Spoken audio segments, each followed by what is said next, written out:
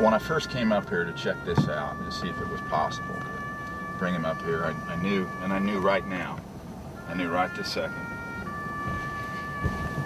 I knew this was where he needed to be.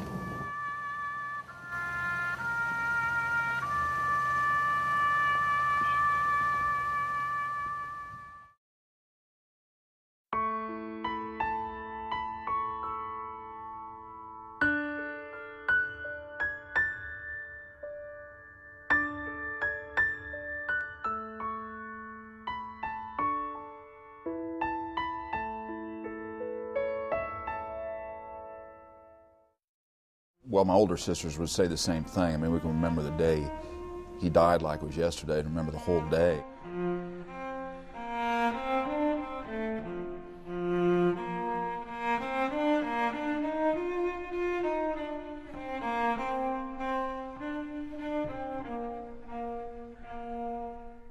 You know, I remember he'd come home from work and lift me up, set me on the refrigerator so I could look down, you know, on Mom fixing dinner. Throwing a football with him out in the yard. He taught me how to ride my bike. You wish you could remember the sound of his voice, kind of get a feel for his personality.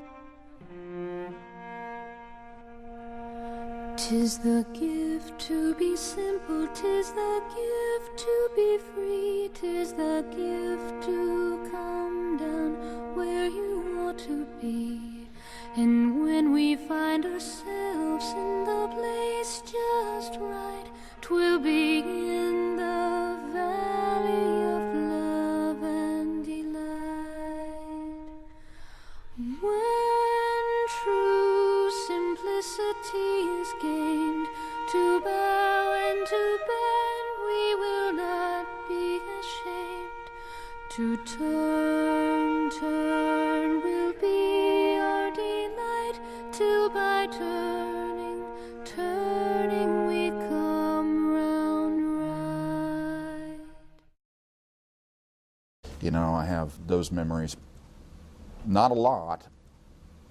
He traveled a lot. He's gone a lot. But those that I have, I really treasure. I think I'm fortunate that I was young enough, but not so young. To turn will be our delight, till by turning we come round right. When you lose someone to suicide, you travel that journey together, and it's a journey that has no end to it. Take good guard. Let them get him. Breathe in. Arm.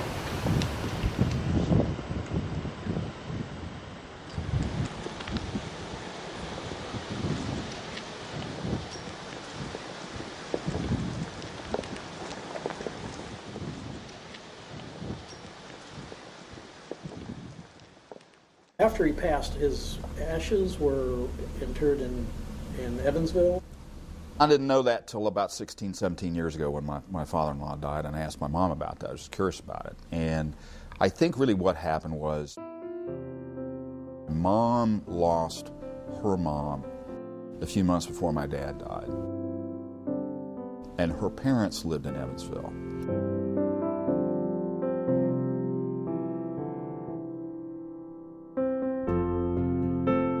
Her dad was trying to encourage her to, move the family up there. But moreover, he wanted all the kids together in the cemetery. When I asked her where he was, she said, well, I'm not real sure. I think he's in Evansville. She remembered sending them to my grandfather. To our knowledge, I'm not sure anybody in our family had been there. Maybe Mom did go. As many times as we go back to Evansville as kids, we never went there. And so in preparing to say a few things at my mom's celebration after her funeral,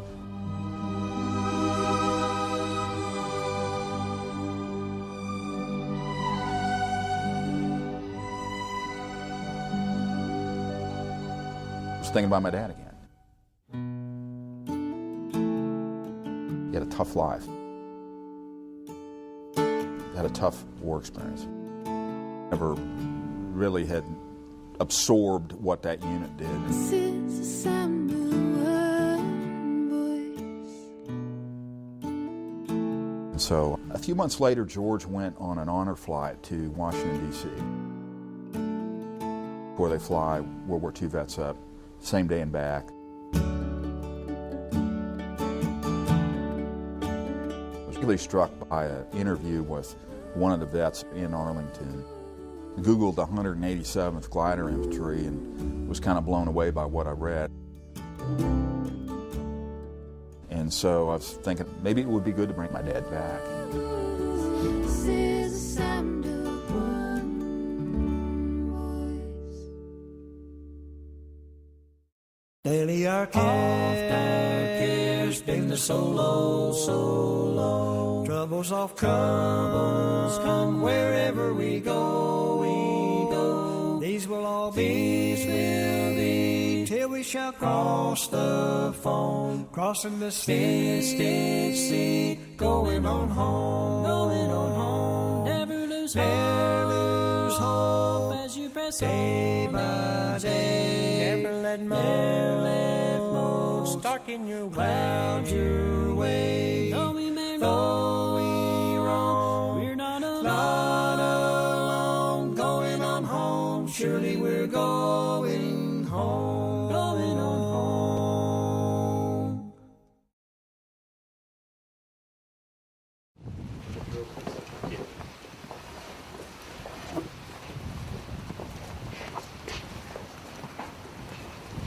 Gentleman's son will receive the flag.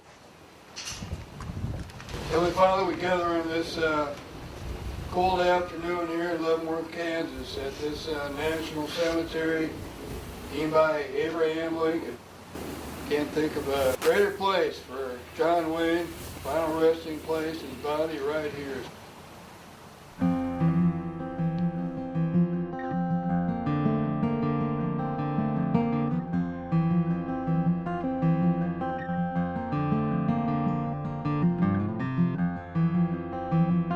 So the family and everybody that's made this possible to honor him and transfer him here. This great American, the greatest generation. We honor him today. Pray in Jesus' name. Amen. I'm Chaplain Sanford. I'm a retired Army chaplain and chaplain here at the VA, pastor of the church here in town. We just celebrate the fact today that Jesus said, "I'm the resurrection and the life. He who believes in me, though we were dead, yet shall we live." And that's the hope that we have in Christ. On that note, we're going to have Melissa come on up here, and she's got a few things she'd like to share. Thank you, everybody, for coming to celebrate our dad's life and for helping us bring him back to Kansas on the kind of day where, frankly, he would have had the neighborhood kids raking the leaves for him in exchange for a few hot dogs that he would have roasted over the fire. Tony, thank you for spearheading this and for a journey of heart and soul over the last few months to bring us all together and to bring Dad home. To Kitty and to my Michael, a special thanks for understanding this emotional journey as Tony and I were digging for ways to get to know things about our dad. Through all of it, you've been wonderful. Thank you. And a really huge thank you to Pops, to George, who has been there with us as our father, as our kids' grandfather, and soon as the first great-grandfather through all these years. He picked up where our dad left off, and he's done an amazing job. We wouldn't be able to do what we're doing today without the lessons we learned from him. So, Pops, thank you.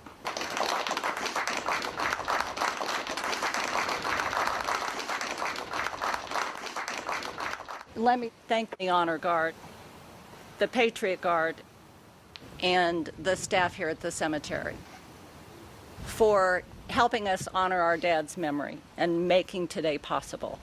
Thank you. For my cousin Bruce's benefit, Bruce, I have notes this time. The exact day is unknown, but the year was 1666. The place, somewhere near the border of Yorkshire and Derbyshire in England, charging right into the world, full of fight, full of might, and likely possessing more than just a dash of piss and vinegar, came Anthony Wayne. The future Irish immigrant and conquering war captain, Anthony Wayne that is, our seventh great-grandfather.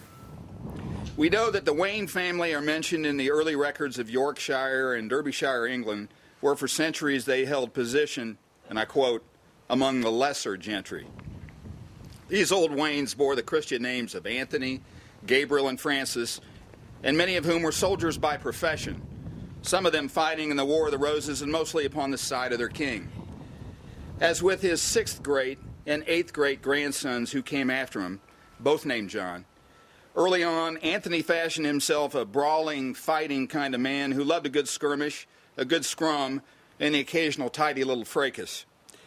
He early became a soldier, and while yet a lad saw service in the Low Countries, it is said, under John Churchill, later the great Duke of Marlborough. He was with the English army in Ireland and commanded a troop of horses at the Boyne Water, in company with his lifelong friend Captain John Hunter, both of whom later settling down as farmers in County Wicklow, one having married a Frenchwoman, the other a native of Holland. As a reward for conquering the rebel Irish Catholics, led by the deposed King of England James II, Anthony Wayne was rewarded with captured land and settled near Rathdrum, Wicklow, County Ireland, sometime around 1690. And although it is now centuries later, we most clearly also know something else today with absolute confidence and with certainty, that being he loved his wife. As together and while enjoying the quote-unquote fruits of his spoils with her as they settled in County Wicklow, Anthony showed his fair Dutch wife Hannah how much he so dearly loved her by giving her not one, not two, not even 5, but yes, 10 kids, including 7 brawling, rumbling Irish sons of his own. Although allegedly feeling his was an inferior reward than that provided to his Dutch counterparts, Anthony was awarded additional confiscated land in the Irish Pale near Rathdrum, situated in one of the valleys near where the mountains of central Wicklow rise. Some biographers believe that one of his reasons for moving to the New World was that he was miffed with William II for not rewarding him generously for his contributions at Boyne, his lovely Dutch wife Hannah notwithstanding. After settling in County Wicklow, it is also said he tired of the Irish people and the social habits of Ireland. He made a resolve to move to the New World. Although the exact reasons remain unclear, there are also accounts that he raised sheep in Ireland and the market fell through. Yet, history does tell us that the political climate in Ireland at this time was in turmoil, as it has continued to be for centuries. There were still small battles and skirmishes being fought in Ireland, and perhaps Anthony was concerned for the safety of his family.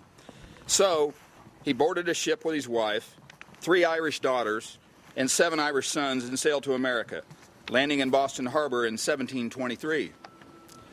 As we've learned while looking back at history since 1723, descendants of both Captain John Hunter and Captain Anthony Wayne were destined to serve their country in a military capacity.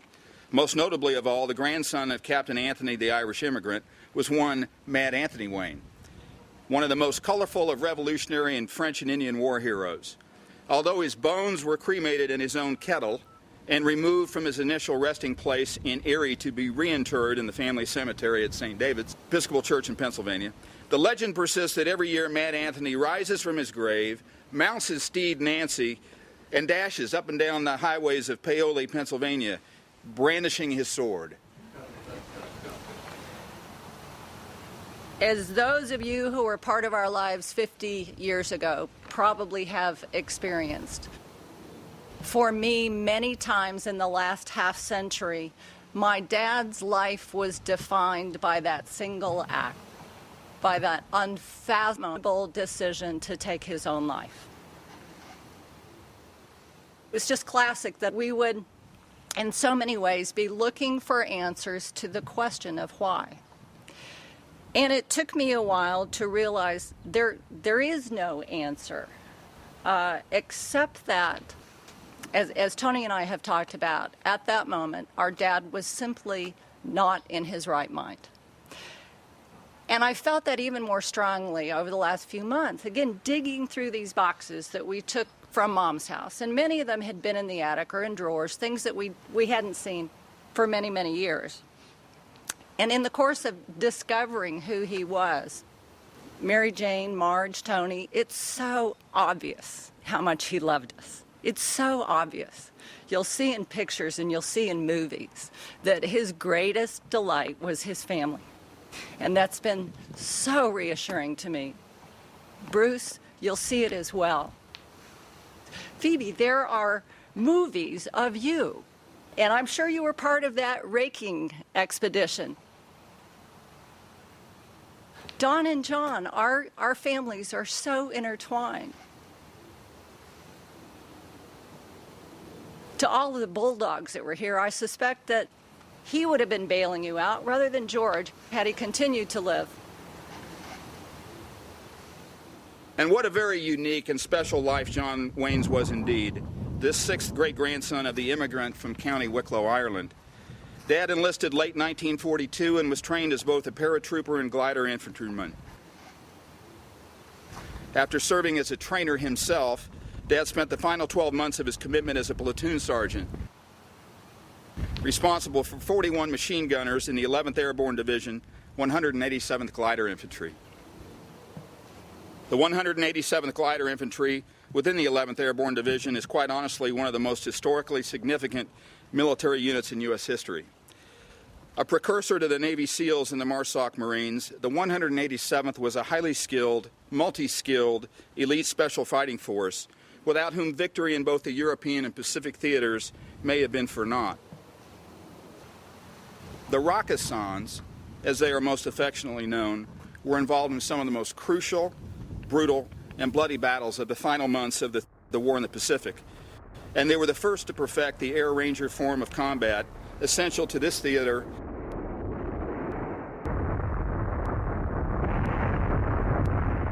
as well as the European land campaign of 1944 and 45. The literal translation of Rakkasans in Japanese means falling down umbrellas. This is how Japanese described what it looked like as Dad and his fellow angels dropped out of the sky to secure Otsugi airstrip on their homeland in late August 1945.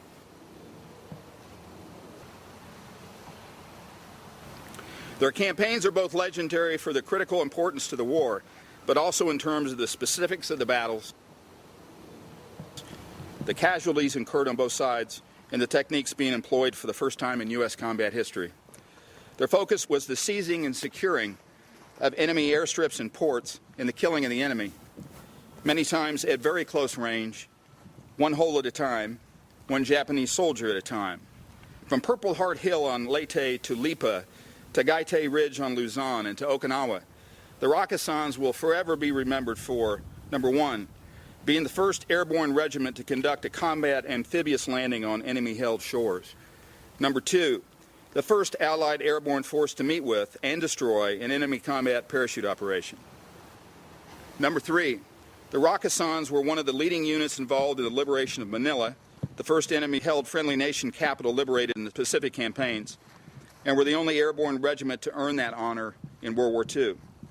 For conspicuous gallantry, the Rakkasans were awarded a presidential citation for action at Tagaytay Ridge, and later a Philippine presidential citation for valorous combat performance in the liberation of Luzon and Manila. The Rakkasans were given the honor of garrisoning the city of Manila to clear the city of enemy stragglers and death squads and prevent the infiltration of Japanese elements who threatened the establishment of the Philippine government. Number four, parachuting into Japan shortly after the dropping of the atomic bombs, the Rakkasans secured the airstrips in the ports, disarmed the Japanese, and freed the U.S. POWs.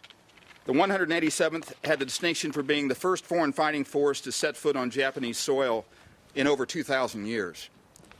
They also participated in the securing of Tokyo, and by this action were instrumental in being among the first American combat forces to occupy an enemy nation capital in the Pacific Theater. Again, no other airborne regiment in World War II achieved that honor. And lastly, as part of the occupation forces, the Rakkasans established bases in Hokkaido, the northernmost island of the Japanese Empire, held by American forces. Opposite them on the island of Karafuto, they confronted Soviet forces in what truly can be called the first example of the future Cold War period in the Pacific Basin. Throughout the month of July 1945, the Rakkasans prepared for their final and most crucial and dangerous mission to that point of the war, parachuting into mainland Japan to begin the infantry campaign on Japanese soil. From their experience in clearing the Philippine Islands, they were convinced this mission would result in extremely heavy casualties and the nastiest fighting they could ever imagine, right down to every single Japanese man, woman, and child. Unbeknownst to the 187th, we were running down parallel paths with the final plans to drop nuclear weapons as well. Even though the bombs were dropped, the Rakkasans still had to make their final, most uncertain, and potentially most deadly jump mission of the war. General MacArthur announced later, and I quote, "It was the greatest gamble of the war, dropping troops by parachute into Japan proper, not knowing if crazed civilians led by a fanatical military would kill us off." However, upon touching ground in Japan, everywhere they went, women and children ran into hiding, while men and boys saluted and bowed at the approach of the paratroopers.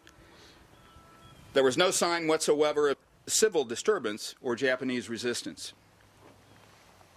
The Japanese received the victors submissively following the Emperor's mandate. They had accepted the Americans cautiously and were eventually impressed by the complete absence of systematic looting and violence, which many had fully expected. The one factor which had an immediately noticeable effect on the people of Japan was the spontaneous generosity of the Americans. There are memories I have of him that I wanted to share. I remember him in the front yard, teaching Tony to play different sports.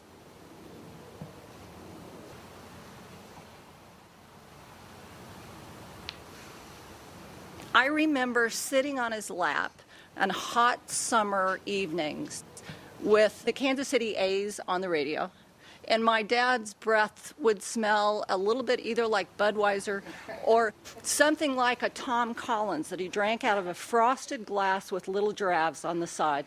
And as soon as my mom would leave the room, he'd let me have a sip. Clear memory. I remember one time, Marge, when we would pack up the station wagon, go on a cross-country trip, and I've heard this story over and over, so part of it is the memory.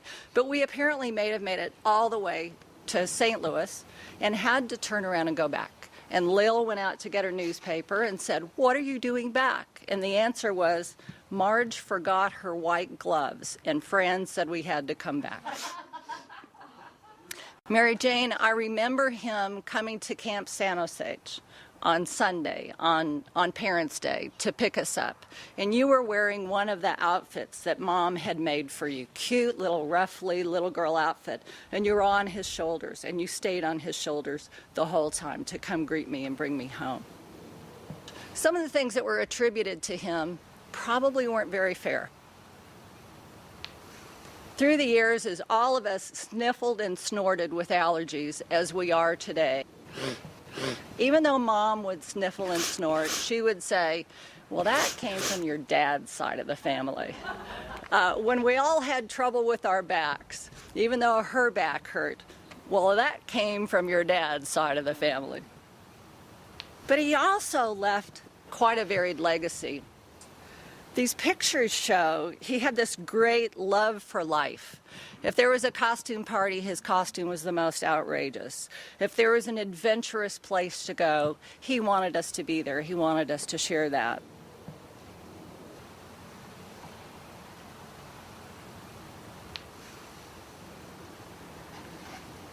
He had an amazing sense of daring that was probably expressed best in his military service, and Tony will share some of that with you.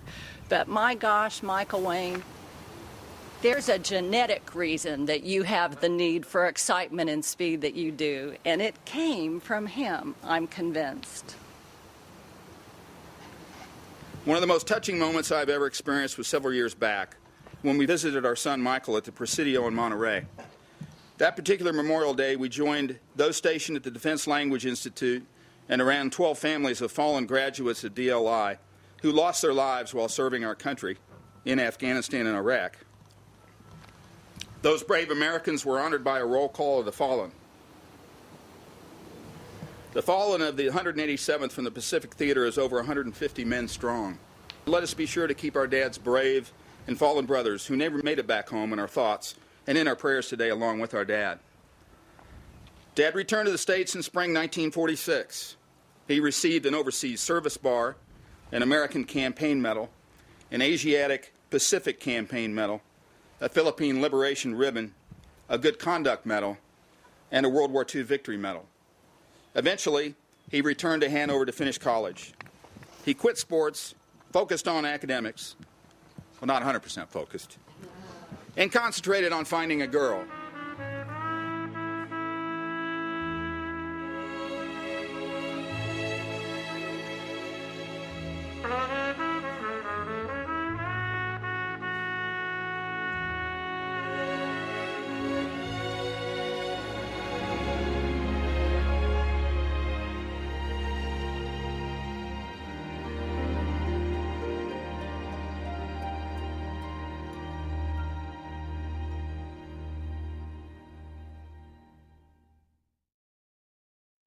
He was an athlete.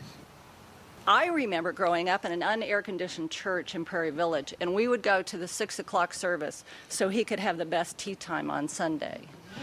And you see in each of his children and his grandchildren, we all love sports. We're all really active. That's a huge part of who we are.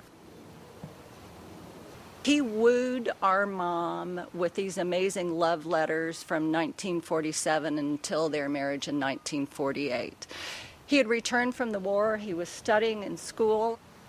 Although there were letters in which he asked Mom if she didn't have an old term paper that he could turn in for his such and such class, it was really important to him that he do well. And he passed that all on to each of us. His name is shared in his grandchildren's generation. Actually, my son Mason is Mason Edward. He has my dad's middle name. Michael Wayne is John Michael Wayne. John Ecton. And I love that today we're going back and thinking not of that death, but of the many wonderful things that were part of a life that was lived far too quickly. So, as we take time to welcome Dad home this afternoon, to celebrate his life and to honor his service to this great country, let us also remember what a loving husband and father he was, what a fun-loving friend and neighbor he was. And later on this afternoon, as he would insist, let us all raise a glass, or 3 or 4 glasses maybe, to this great American patriot, and especially those who paid and continue to pay this very day the ultimate price, never to return to their families. And as we leave here this afternoon, I have but a couple of requests. First, I ask that we all commit every single day to say a special prayer of thanks to the thousands who paid the price of our freedom with their lives, so many of whom rest in peace over these beautiful hills right here with us today, including 6 Medal of Honor winners, all from the Civil War, like Captain Wayne, the immigrant from Ireland, Matt Anthony Wayne, and now Platoon Sergeant and Rakkasan John Wayne. Warriors all. Tony and Michael and I left Tuesday morning to drive to Indiana to get Dad's urn. And it was just quintessentially beautiful fall in the Midwest. The leaves were incredible, the air was crisp, the sky was blue, and Tony and I had this unbelievable chance to talk to each other in a car for 7 hours, uninterrupted, because Michael was in the back seat watching videos all the way. But we both had the same sense as we turned on the last Indiana road of what it was that we were going to do. And we were greeted by people at the cemetery in Evansville who walked us into a room and said, "There's your dad." And on a shelf, high on the edge of a mausoleum, right by the outside door, up above were our grandparents, and down below them was an empty space that we assume probably was for Mom originally, and the urn that has contained our dad's ashes for over 50 years. It was one of the most moving moments I have ever experienced. But my sense was, he's been waiting for us. He's been waiting for us. We had to be ready. Tony knew when the moment had come. So, Dad, welcome home.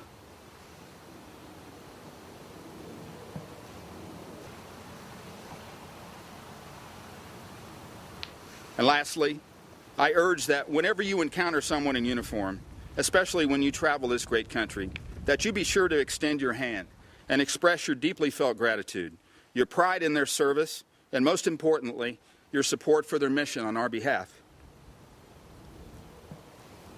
That you take the time and make the very small effort to communicate to them how sincerely indebted we are to them and all they do for us. And you pledge to yourself that you won't let a single day go by. That you have not taken but a few moments to keep safety in your thoughts and your prayers going forward. Better yet, pull out your wallet, buy them a beer, and raise your glass in this classic Irish salute. Always remember to forget the things that made you sad, but never forget to remember the things that made you glad. Always remember to forget the friends that proved untrue, but never forget to remember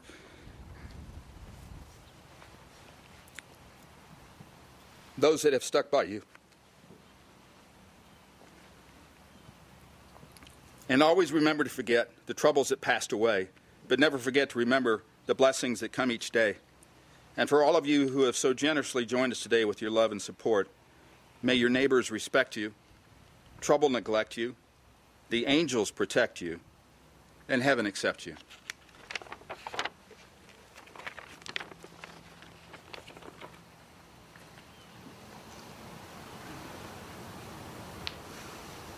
And Cousin Bruce has got a couple words he wants to share. I'm glad I'm here. My other brothers and sisters couldn't make it. I do remember Uncle John.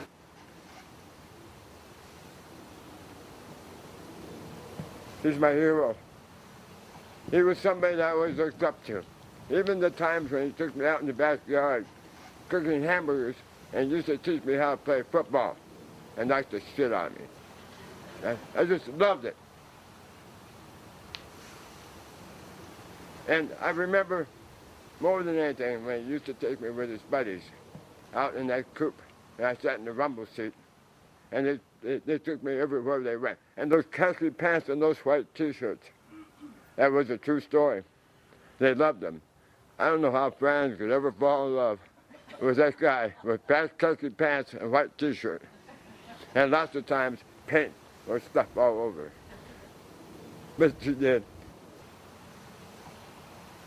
And let me just say one more thing. Thank God, Uncle John, that you were there protecting our country, all of us, and our families. And I'm so proud of that. Thank you.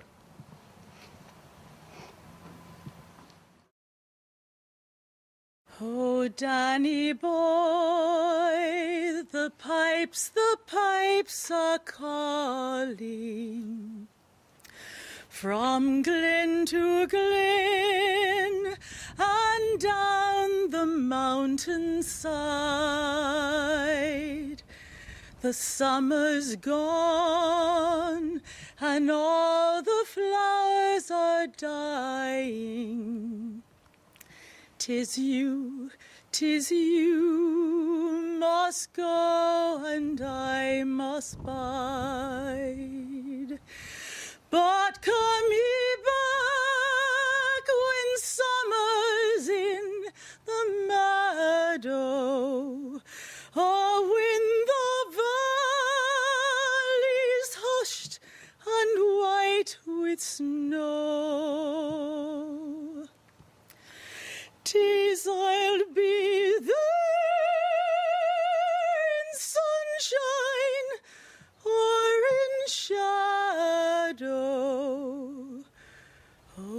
Danny boy, oh Danny boy, I love you so.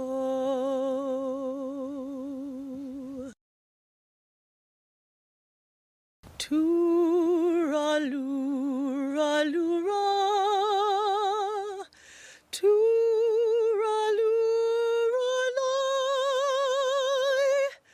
tooraloo-ra-loo-ra. Hush, now don't you cry. Tooraloo-ra-loo-ra, tooraloo-ra-loo,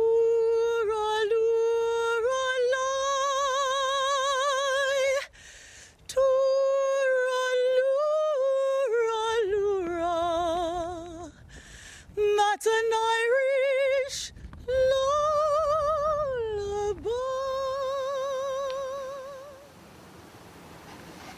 Amen. Thank you, Kim. It's an honor for me to be here today. I'm not airborne, I'm an Army guy, but I put on an airborne tie today for Tony and for John and for the family. So let me tell you something we didn't know back then when John took his life is this thing called PTSD. And I'm working with soldiers every day. The wives don't understand it, the kids don't understand it, and we're still trying to figure it out. It wasn't because Dad didn't love y'all. It wasn't because he didn't love his country. He was a great rocket son. He was a great soldier. And y'all can be proud of him. Just want to salute our troops around the world, and especially today in the scripture, for God so loved the world. Gave his only begotten Son, that whosoever believeth in him should not perish, but have everlasting life. John would say, keep celebrating life. My son married an Irish gal, Shannon. I've heard all them songs. You gotta love them. They bring tears to your eyes. And gotta tip a couple once in a while too. But Pop, to all of you, hey, God bless y'all. We're just gonna pray right now and turn it over to these great troopers here. Heavenly Father, we just thank you for the great words from Melissa and Tony and Cousin Bruce. Those great tear-jerking songs from Kim to honor John Wayne, World War II hero, airborne, rocket science. If that doesn't fire us all up, and pray for our troops around the world right now, the wounded warriors, the Patriot Guard that's here today, VFW, Legion. Hey, and God bless these troops here right now for military honors. And thank you for this time to honor John Wayne. Met him to his heavenly home, and Lord, just thank you for everybody that's here today. In Jesus' name, amen. Our attention.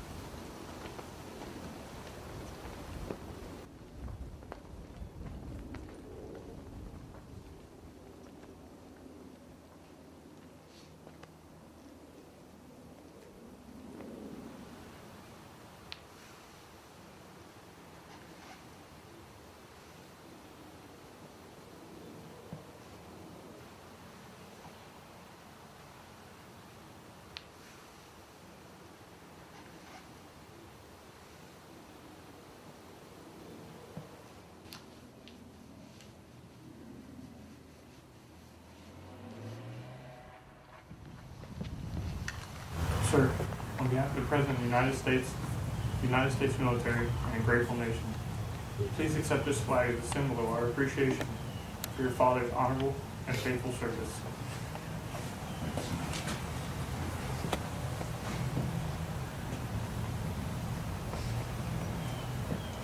From the Chaplains Corps, Army, Navy, Air Force, Marines, Coast Guard, and now over at the great VA where I work here with the worn out old warriors like me, a rock coin. Soldiers are carrying these all over the world in their pockets to encourage them to keep the faith. Start a church in Korea called The Rock, start a church here in town called The Rock, but just keep the faith. Thank you so much. God bless you, and one for you. All right, sisters, God bless you there. There you go. Yeah, for Pops. Let's hear it for Pops. Let's hear it for family, for John Wayne. Here's that parade. All right. Here you go, Pops. All right. Thank you. Peace be with you all.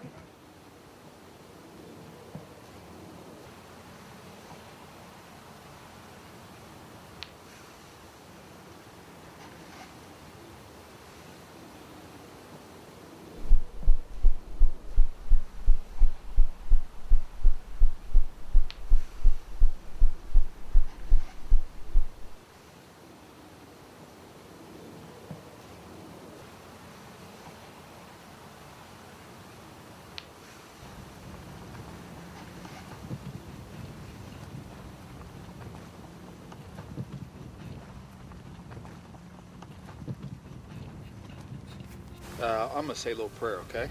Is that all right? In the name of the Father, Son, Holy Spirit. Amen. Heavenly Father, thank you for this day.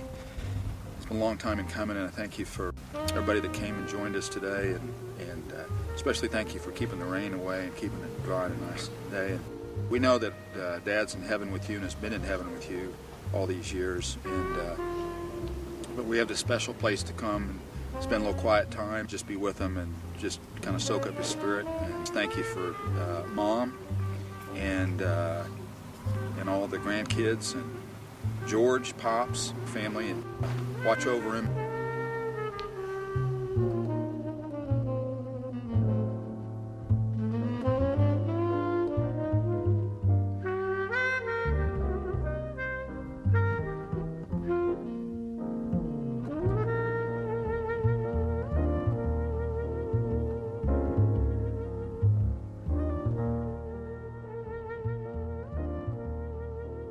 I don't know if he's always been looking over us, but I'm pretty sure he's looking over us now. And I shall hear those soft you tread above me, and all my grave will warmer, sweeter be.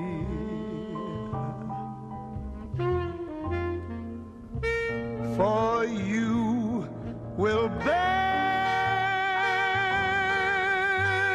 and tell me that you love me, and I shall sleep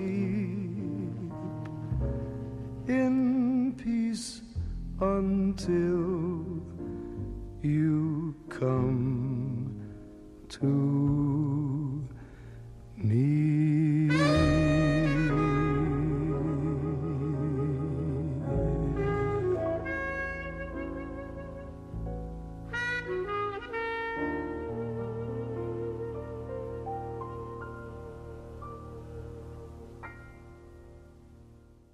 Coming in on a wing and a prayer, coming in on a wing and a prayer. Though there's one motor gone, we can still carry on, coming in on a wing and a prayer. What a show, what a fight.